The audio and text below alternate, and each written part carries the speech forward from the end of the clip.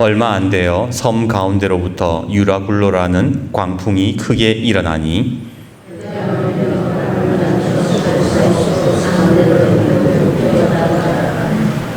가오디라는 작은 섬의 섬 아래로 지나 간신히 거루를 잡아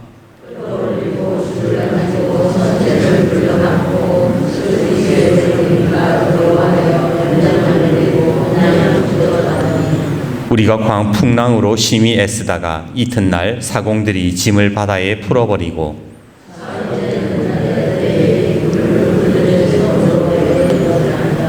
여러 날 동안 해도 별도 보이지 아니하고 큰 풍랑이 그대로 있음에 구원의 여망마저 없어졌더라.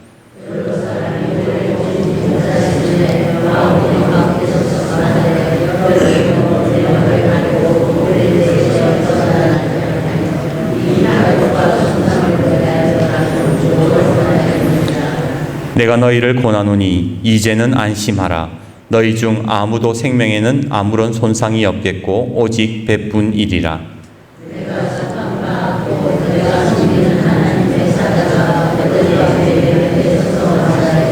바울아, 두려워하지 말라. 내가 가이사 앞에 서야겠고 또 하나님께서 너와 함께 항해하는 자를 다 내게 주셨다 하였으니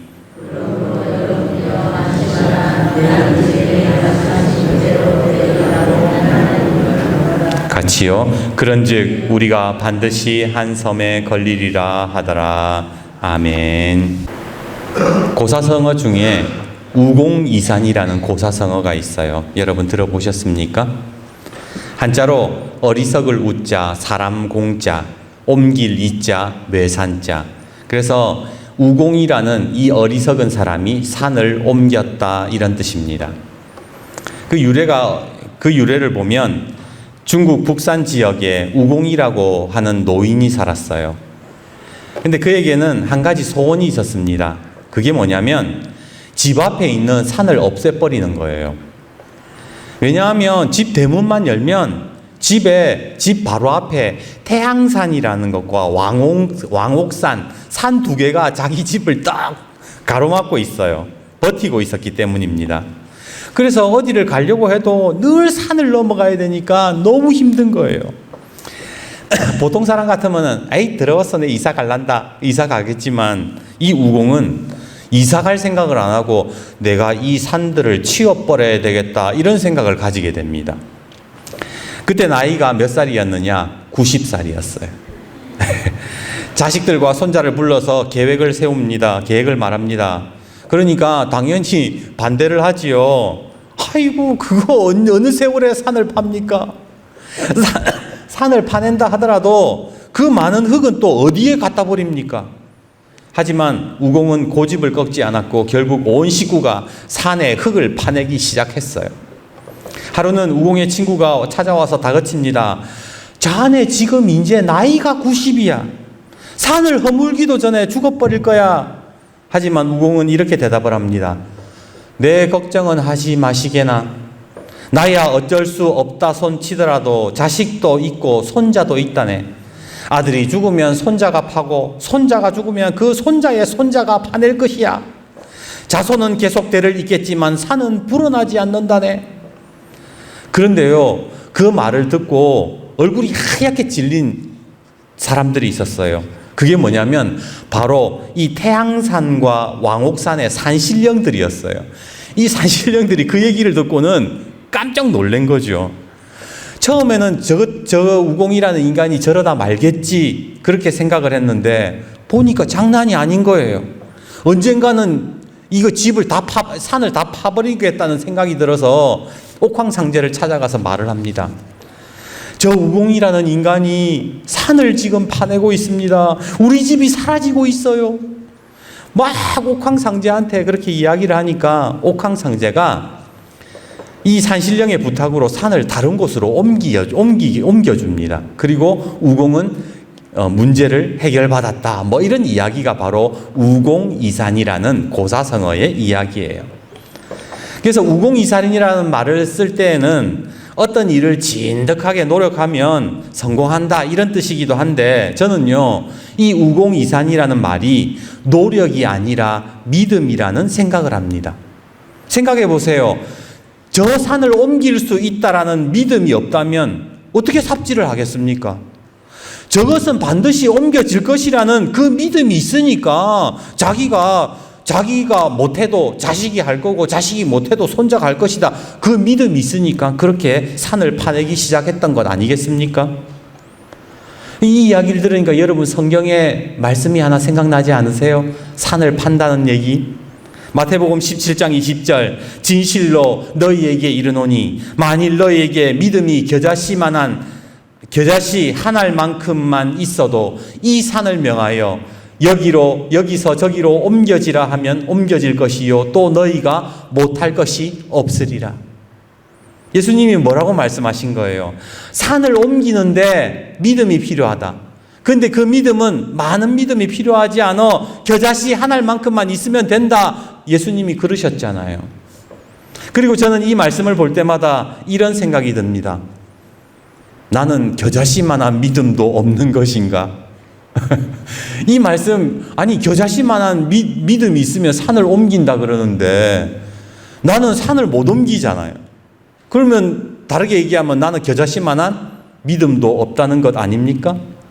여러분들은 어떠세요? 산을 옮길 만한 믿음이 있으세요? 겨자씨만한 믿음이 있어요? 성경을 보면 산을 옮기는, 그 산을 옮기는 것 이상의 능력을 보여주는 사람들의 이야기가 나오잖아요. 모세는 홍해를 가르고 여호수아는 태양을 멈춥니다. 엘리야는 하늘에서 불을 내리고 엘리사는 죽은 아이를 살렸습니다. 다니엘은 사자굴에서 사자의 입을 막았고요. 예수님의 제자들은 귀신을 쫓아나고 병자들을 치유했습니다. 그에 비해서 성경에 나오는 이 사람들에 비해서 나는 어떻습니까? 산을 옮기기는커녕 손에 박힌 가시 하나도 제대로 빼내지 못해서 전전긍긍하잖아요. 겨자씨만한 믿음이 있으면 된다고 하는데 그 믿음도 없어가지고 아이고 저 산 저거 어떻게 하나 그렇게 우리가 힘들어하지 않습니까? 도대체 왜 우리는 이런 믿음이 없는 걸까? 어떤 책에서 제가 이런 글을 봤습니다. 우리 삶에서 하나님의 능력이 왜 안 나타나는가? 그것은 추장의 딜레마 때문이래요. 아니, 추장의 딜레마는 또 뭔가? 이 추장의 딜레마라는 이 이야기가 어떤 거냐면요. 어떤 인디안 마을에 인디안들이 겨울 월동 준비를 하고 있었어요. 근데 월동 준비를 하려면 어느 정도 추운지 좀 감을 잡아야 되지 않습니까? 그래서 추장에게 가서 물었어요. 추장님, 올 겨울에는 얼마나 추울까요? 그러니까 추장이요, 잠깐만 기다려라. 그래 놓고는 몰래 천막에 들어가 가지고는 기상청에 전화를 걸었어요. 기상청에 전화를 걸어서 선생님, 올 겨울은 추울까요? 따뜻할까요? 그러자 기상청에서 뭐라 그러겠어요? 뻔한 대답을 하지요. 당연히 겨울이니까 춥겠지요. 잠시 후에 초장이 밖으로 나와서 말합니다. 올 겨울은 추울 것이니 준비하도록 하여라. 인디안들이 이제 또 땔감을 모으기 시작했어요. 근데 도대체 어느 정도 땔감을 모아야 되는지 모르겠는 거예요. 겨울이 얼마나 긴지 얼마나 추운지 감이 안 잡히니까 또 추장에게 찾아와서 또 물어봐요. 올 겨울이 어느 정도 추울지 구체적으로 좀 가르쳐 주세요. 그리고 또 추장이 또 천막 안으로 들어가지고 기상청에 전화를 걸어 물었습니다. 선생님, 이번 겨울은 얼마나 추울까요? 알려주세요. 그러니까 기상청에서 뭐라고 대답을 하냐면 아마 사상 최악의 한파가 몰아칠 것으로 예상이 됩니다. 지금 인디안들이 미친 듯이 땔감을 모으고 있어요. 그렇게 했다는 거예요.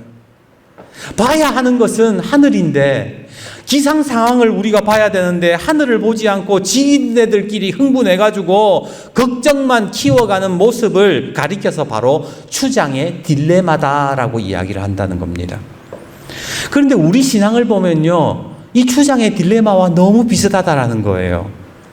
우리가 하나님을 바라보기보다 주변 상황만을 보면서 서로 막 걱정하고 큰일 났다, 이제 끝났다 이렇게 이야기를 하지 않습니까? 막 호들갑을 떨잖아요.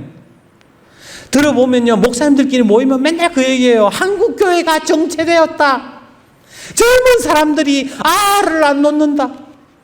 정치 걱정하고 물가 걱정하고 환경 문제가 어떻고 전쟁이 곧 터진다. 막 그런 얘기 하잖아요. 여러분들은 어떠세요? 이런 이야기들을 들을 때에 우리가 하나님을 바라보고 있는가? 하나님께서 오늘 내 삶에 어떤 말씀을 주시는가를 생각하지 않고 우리끼리 서로 이야기하면서 막 호들갑 떨고 큰일 났다. 그렇게 이야기를 하지 않느냐 말입니다. 저 또한 다르지 않았어요. 지난 수요일 기도하면서 하나님 큰일 났습니다. 경제는 바닥이고 정치는 혼란스럽고 우리 성도들의 삶은 고통스럽습니다. 이것도 해주시고 저것도 해주시고 이것도 주시옵고 저것도 주옵시고 미처 구하지 못한 것까지 주님께서 채워주시옵소서. 그런데 계속 달라고 기도하니까 그때 성령님이 저에게 어떤 말씀을 주시냐면 사도행전 오늘 본문 27장 25절 이 말씀을 주셨어요. 그러므로 여러분이여 안심하라. 나는 내게 말씀하신 그대로 되리라고 하나님을 믿노라. 성령님이요 이 말씀을 주시면서 저에게 어떻게 말씀하시냐면 너 왜 자꾸 어렵다고만 하냐? 왜 힘들다고만 하냐? 왜 달라고만 하느냐? 내가 너에게 준 믿음을 선포해라. 성령님이 저에게 그렇게 말씀하시는 거예요. 그때 한 가지 깨닫게 되는 게 뭐냐면 성경의 믿음의 사람들의 능력은요 하나같이 선포하는 믿음에서 시작이 됐다라는 거예요. 하나님 이것도 주시옵고 저것도 주시옵고 이렇게 시작해서 하나님의 능력이 나타난 게 아니라 하나님께서 나에게 주신 말씀이 있으니 내가 이 믿음을 가지고 선포할 때에 하나님의 역사가 일어나더라는 거예요. 신명기 33장 29절 광야에서 막 허덕이는 이스라엘 백성들을 향해서 모세가 뭐라고 얘기하느냐? 이스라엘이여 너희는 행복한 사람이로다. 여호와의 구원을 너희같이 얻은 백성이 누구냐? 그는 너를 돕는 방패시요 내 영광의 칼이시로다. 내 대적이 내게 복종하리니 내가 그들의 높은 곳을 밟으리로다. 믿음을 선포하는 거예요. 당신들 행복한 사람이야. 지금 광야에서 먹을 것 없다, 목마르다, 힘들다 그런 소리 하지 말고 행복한 사람이야 너희들은. 믿음을 선포하더라는 거예요. 이스라엘이 전쟁할 때 여호수아는 이렇게 선포합니다. 여호수아 10장 12절 여호와께서 아모리 사람을 이스라엘 자손에게 넘겨주시던 날에 여호수아가 여호와께 아뢰어 이스라엘의 목전에서 이르되 태양아 너는 기브온 위에 머무르라. 달아 너도 아얄론 골짜기에서 그리할지어다. 지금 전쟁이 일어났어요. 지금 우리가 어떻게 해야 될지 모르겠어요. 아이고 큰일 났어요. 하나님 어떻게 해요? 그렇게 기도하지 않고 하나님께 기도하면서 이스라엘 백성들에게 뭐를 향해요? 태양아 머무르라. 하나님께서 역사하신다라고 그렇게 선포하지 않습니까?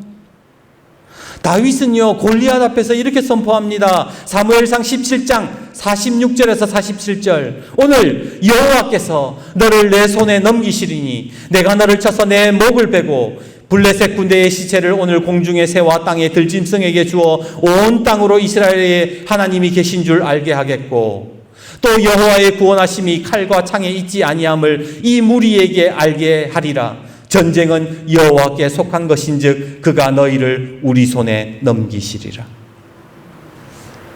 시편 31편 24절 여호와를 바라는 너희들아 강하고 담대하라. 예수님도 우리에게 말씀하십니다. 요한복음 16장 33절 이것을 너희에게 이르는 것은 너희로 내 안에서 평안을 누리게 하려 함이라. 세상에서는 너희가 환난을 당하나 담대하라. 내가 세상을 이기었노라. 지금 예수님께서 오늘 하나님께서 우리에게 요구하시는 게 뭔가 좀 담대하라는 거예요. 좀 담대하라는 거예요. 믿음을 가지고 좀 선포해라는 거예요. 왜? 우리가 하나님의 자녀이니까. 요한복음 1장 12절에 뭐라 그래요? 영접하는 자, 곧 그 이름을 믿는 자들에게는 하나님의 자녀가 되는 권세를 주셨다. 성경은 계속해서 우리를 향해서 뭐라고 얘기하느냐? 너희들은 하나님의 백성이야. 왕같은 제사장이야. 거룩한 나라야. 하나님의 자녀야. 그런데 정작 우리는 늘 주눅들어 있고 쪼그라들어 있다는 거예요. 그러니 이제 좀 당당해라는 겁니다. 여러분 생각해 보세요. 여러분이 자녀를 키우는데 여러분의 자녀가 어른이 되어서도 엄마, 나 회사 가는 게 무서워. 나 회사 못 가겠어. 사람 만나는 게 무서워요. 그러면 여러분 얼마나 속상하시겠습니까? 하나님도 마찬가지라는 거예요. 내가 너를 이미 나의 자녀로 삼아줬는데, 내가 너를 왕같은 제사장으로 삼았는데 왜 자꾸만 너는 힘들다, 무섭다, 두렵다 그것만 하느냐. 너 담대하게 선포해봐라. 당당하게 세상과 맞서봐라. 예수님이 그러시는 거예요.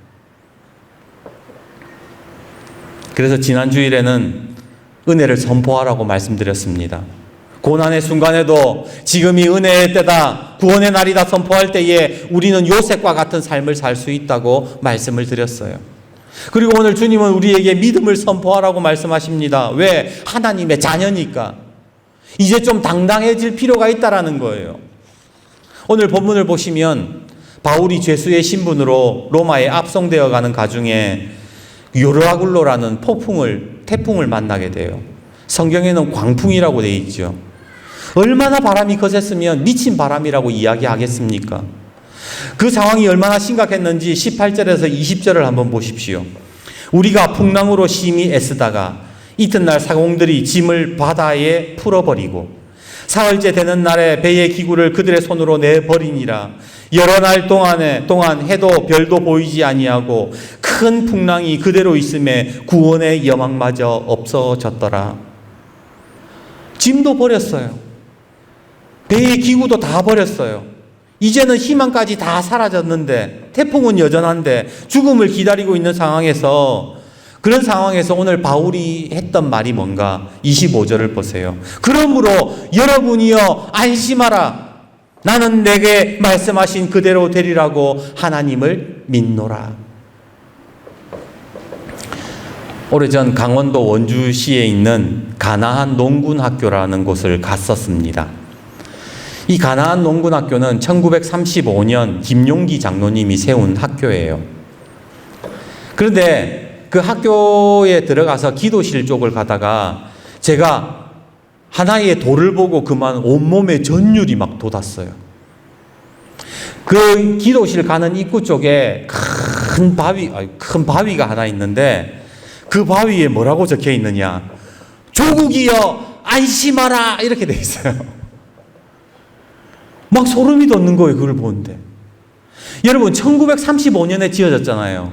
1935년이면 무슨 시기예요? 일제강점기 시절이라고요.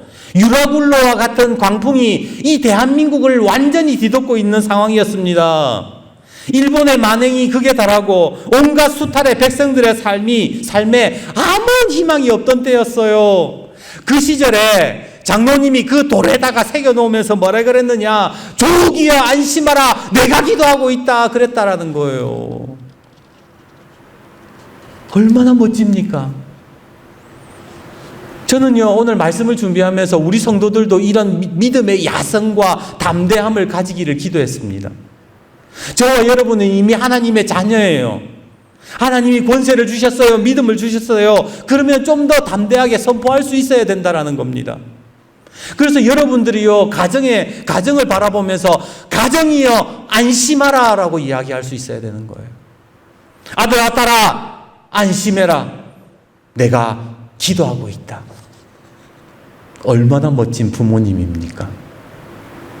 얼마나 멋진 신앙인입니까? 맨날 두려워하면서 하나님 도와주세요. 그렇게 기도하는 것도 좋지만 하나님이 나를 사랑하시고 내가 하나님을 믿으니 반드시 회복될 것이라고 선포하면서 가정을 향해서 선포하면 오늘 성경에 일어나는 이 회복의 역사가 일어나지 않겠습니까? 저는 마찬가지로 우리 광덕교회 성도님들에게 선포하고 싶습니다. 광덕교회여 안심하라. 내가 기도하고 있다. 왜? 하나님이 이 광덕교회로 저를 부르셨기 때문이에요.